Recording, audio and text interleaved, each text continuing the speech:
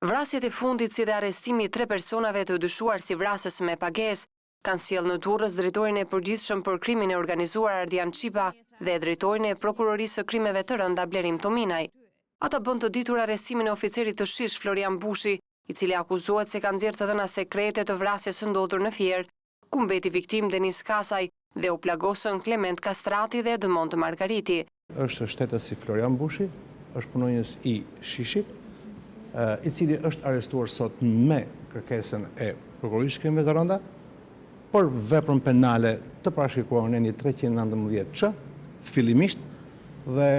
më pas në vijim të hetimeve do të konkludojmë saktësisht në lidhjen e tij apo dhe personave të tjerë për ngjarjet e kësaj natyre. Qipa tha se policia ka marrë në analizë të gjithë informacionin e duhur dhe të gjitha masat e nevojshme për parandalimin e ngjarjeve të tjera kriminale, siç është edhe marrja në mbrojtje e shenjestrës që kishin në objektiv 3 vrasësit me pagesë. Ngjarje kjo që sipas Qipës ka lidhje edhe me ngjarje të tjera të ndodhura në vendet e Bashkimit Evropian. Janë marrë gjitha masat, është duke u hetuar kjo çështje.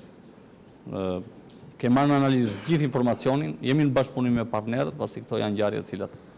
kanë lidhje dhe me ngjarje të cilat janë kryer në vendet e Bashkimit Evropian. Kemi të dhënat plota dhe natyrisht do të merret mbrojtje jo vetëm në këtë rast, por në çdo rast tjetër kush do t'i rrezikohet jeta dhe policia për të siguruar jetën edhe pasurinë e qytetarëve.